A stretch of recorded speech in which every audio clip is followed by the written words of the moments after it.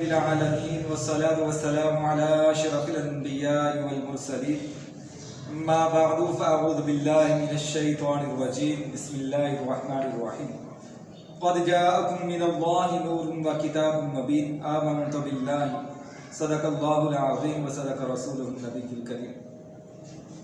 تحقیق آیا تمہارے پاس اللہ کی طرف سے ایک نور اور روشن کتاب۔ اب اس آیت مبارکہ میں ذکر ہوا ہے کہ تمہارے پاس نور آیا ہے، اور یہ بات طے شدہ ہے کہ جو کسی کے پاس آتا ہے، کسی کو ملتا ہے تو کسی وقت میں ملتا ہے، کس تاریخ میں ملتا ہے۔ مثلا آپ کو پاکستان ملا تو فلاں تاریخ تھی یا نہیں تھی۔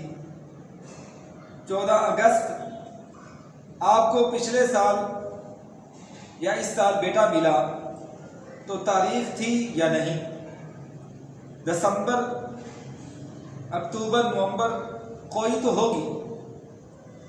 کیا اس مجمع سے کوئی یہ کہہ سکتا ہے کہ ہمیں پاکستان ملا اور اس دن کوئی تاریخ نہیں تھی؟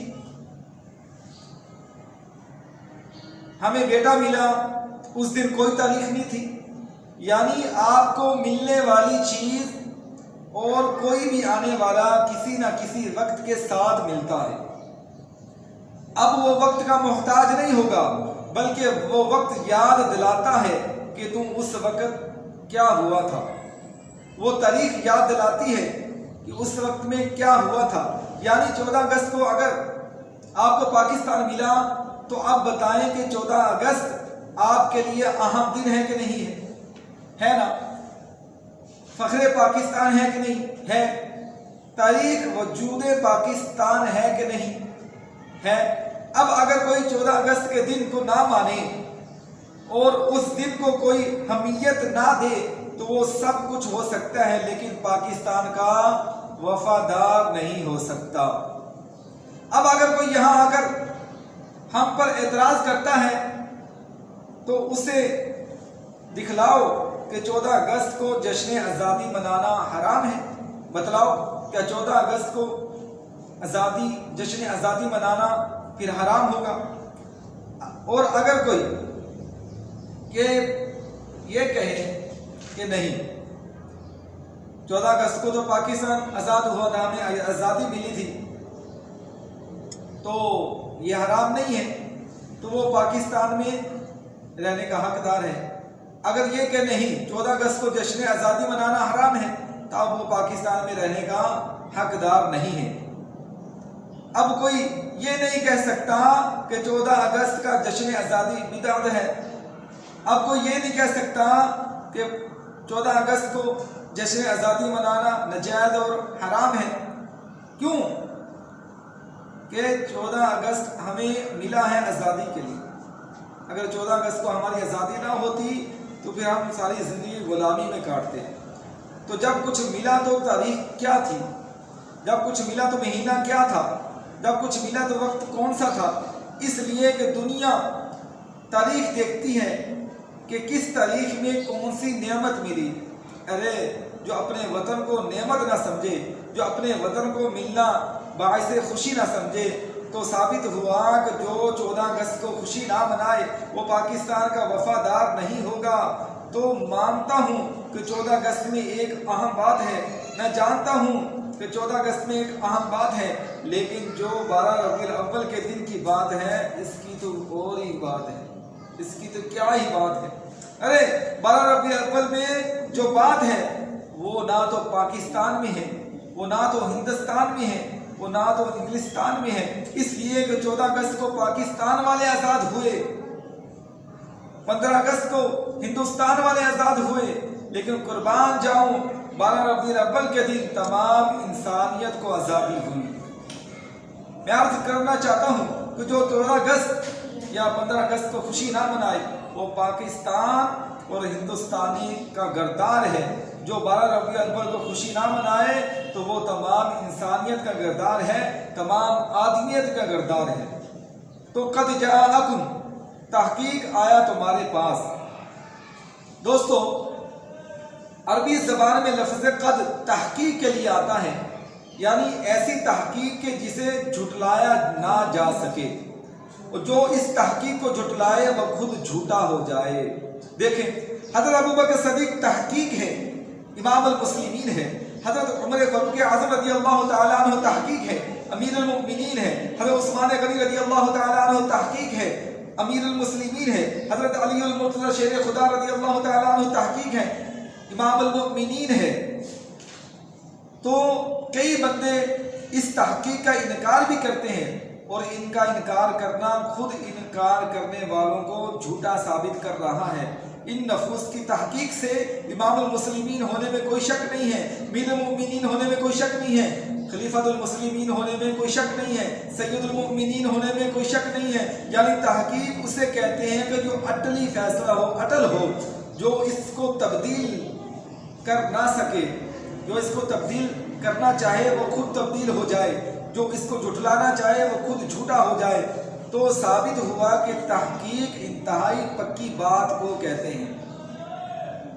یہ بات تو آپ کو یاد ہوگی کہ تحقیق اس پکی بات کو کہتے ہیں جو تحقیق پیش کر رہا ہو وہ اصل میں ساری تحقیق کا مغز پیش کر رہا ہو، اور تحقیق اتنی پکی بات کو کہتے ہیں کہ جس میں تحقیق پیش کرنے والے نے ہر طرح کی خوبیاں دیکھ لی ہوں۔ تو ادھر تو اللہ فرما رہا ہے قد، تحقیق، جا آیا، یعنی قد جا تحقیق آیا، تحقیق کے ساتھ آیا، ویسے ہی نہیں آیا۔ غور طلب بات یہ ہے کہ قد جاءکم آیا تمہاری طرف بھی کہہ دیا جاتا تو بات مکمل ہو سکتی تھی، جاءکم کہہ دیا جاتا تو بات مکمل ہو سکتی تھی، بات پوری ہو سکتی تھی، لیکن ایسے نہیں کہا کہ یہ شروع میں لفظ قد لگانے کی آخر ضرورت کیا تھی۔ تو یاد رکھیے اللہ عالم الغیب ہے، اس کو سب معلوم ہے کہ کب کوئی کیسا بندہ پیدا ہو سکتا ہے، اس کو پتہ ہے کہ کب کتنا ڈالر ہوگا، اس کو پتہ ہے کب کتنا پریشر ہوگا، اس کو پتہ ہے کہ کب کتنا منود ہوگا، اس کو پتہ ہے کہ کب کتنا یہود ہوگا۔ اس وحدہ لا شریک نے اس آیت کے شروع میں لفظ قد اس لیے لگا دیا کہ محبوب آپ کو میں نے نور کہا ہے۔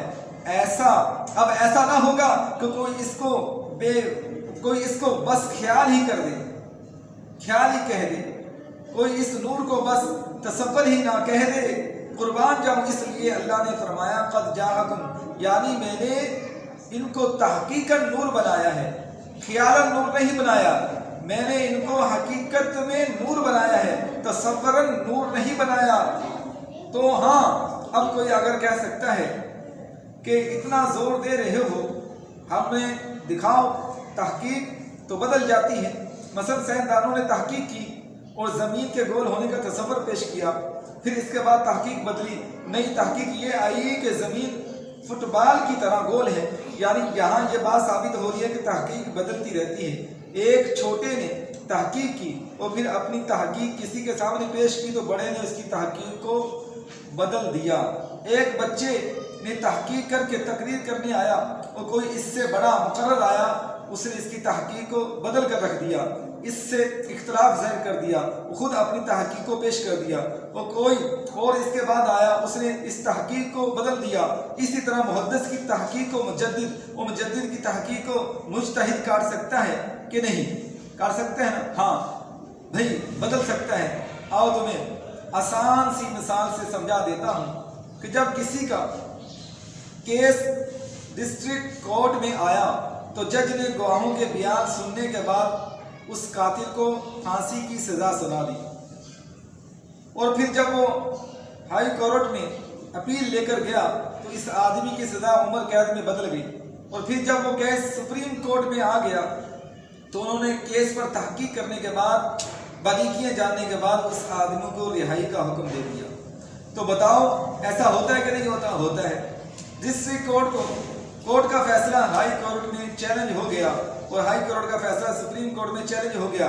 اصل بات یہ ہے کہ ڈسٹرکٹ کورٹ کے سامنے جب اس کیس کیا تو انہوں نے FIR کی کاپی چیک کرتے ہوئے گواہوں کے بیان سنے اور مدعیوں کے بیانات لینے کے بعد یہ تحقیق کیا کہ زید نے مار ڈالنے کے لیے یہ قدم اٹھایا اور فلاں فلاں بندے کو مار ڈالا، پھر عدالت اس نتیجے پر پہنچی کہ قتل کرنے والے قاتل کو پھانسی ہوگی، پھر ہائی کورٹ نے اپنی تحقیق کے مطابق فیصلہ کیا، جب یہی کیس سپریم کورٹ تک پہنچا تو انہوں نے کہا کہ قتل تو فلاں وقت ہوا تھا، ایف آئی آر کوئی اور وقت بتا رہی ہے، 4 گھنٹے کا ٹائم ہے، اس میں تو بہت کچھ طے ہو سکتا ہے۔ خیر شک کی بنا پر مقدمے کو جھوٹا قرار دے دیا گیا جو کہ ان کی تحقیق میں آ رہا تھا، انہوں نے اس کے مطابق فیصلہ سنا دیا اور اس کو رہا کر دیا۔ جیسے جہاں تحقیق بدل گئی ایسے ہی تحقیق تو بدلتی رہتی ہے۔ یہ ساری مثالیں عرض کرنے کا مطلب یہ تھا کہ نیچے والے کی تحقیق کو اوپر والا کاٹ سکتا ہے، چھوٹے کی تحقیق کو بڑا کاٹ سکتا ہے، جاہل کی تحقیق کو علم والا کاٹ سکتا ہے، لیکن یہ کبھی نہیں ہو سکتا کہ سپریم کورٹ کی تحقیق کو ہائی کورٹ کاٹ دے، ہائی کورٹ کی تحقیق کو ڈسٹرکٹ کورٹ کاٹ دے، ڈسٹرکٹ کورٹ کی تحقیق کو تھانے والا کاٹ دے۔ اصل یہ ثابت ہوا کہ نیچے والے کی تحقیق کو اوپر والا کاٹ سکتا ہے، لیکن اوپر والے کی تحقیق کو نیچے والا نہیں کاٹ سکتا۔ مولوی کی تحقیق کو مولانا کاٹ سکتا ہے، مولانا کی تحقیق کو علامہ کاٹ سکتا ہے، علامہ کی تحقیق کو مجتہد کاٹ سکتا ہے، مجتہد کی تحقیق کو امام کاٹ سکتا ہے، اور امام کی تحقیق کو میرا علی کاٹ سکتا ہے۔ تو آئیں بارگاہ رسالت سے مسئلہ حل کرواتے ہیں کہ یا رسول اللہ یہاں تو تحقیق بدل رہی ہے، لیکن آپ تو تحقیق کے ساتھ نور تشریف لائے ہیں، تو آپ صلی اللہ علیہ وسلم کس کی تحقیق سے نور ہیں؟ تو قربان جاؤں، جواب قرآن دے رہا ہے، قد جاءکم من اللہ نور، تحقیق آیا تمہارے پاس اللہ کی طرف سے نور، یعنی یہ تو پروردگار کی تحقیق ہے، اس کو تو کوئی کاٹ ہی نہیں سکتا، اس لیے کہ اس کو تو وہ کاٹے جو اللہ سے زیادہ علم والا ہے، اس کو تو وہ کاٹے جو اللہ سے زیادہ قدرت والا ہے، جو اللہ سے زیادہ طاقت والا ہے، جو اللہ سے زیادہ پاور والا ہے۔ تو اس نتیجے پر پہنچو گے کہ کوئی اللہ سے بڑھ کر علم والا نہیں، تو پھر اس تحقیق کو کوئی کاٹنے والا نہیں، کوئی اللہ سے بڑھ کر طاقت والا نہیں، تو پھر اس تحقیق کو کوئی کاٹنے والا نہیں۔ تو یہ تو بات آپ کے ذہن نشین ہو گئی کہ اگر بدل سکتی ہے تو تحقیق، تو وہ تحقیق کسی دنیا دار کی ہوگی، لیکن جو تحقیق بدل نہیں سکتی وہ سچے پروردگار کی ہوگی، اور تحقیق بدل سکتی ہے تو وہ تحقیق کسی دنیا کے سائنسدان کی ہے، جو تحقیق بدل نہیں سکتی وہ رحیم و رحمان رب کی تحقیق ہے۔ اس لیے فرمایا قد جاءکم، تحقیق ہم نے بھیجا۔ تو اب آپ کی بات میں سمجھ میں آئی کہ اللہ کی طرف سے آیا نور اور روشن کتاب۔ میرے آقا علیہ السلام فرماتے ہیں ان اول ما خلق اللہ نوری، اللہ تبارک تعالیٰ نے سب سے پہلے میرے نور کو پیدا کیا۔ آمین بجنت۔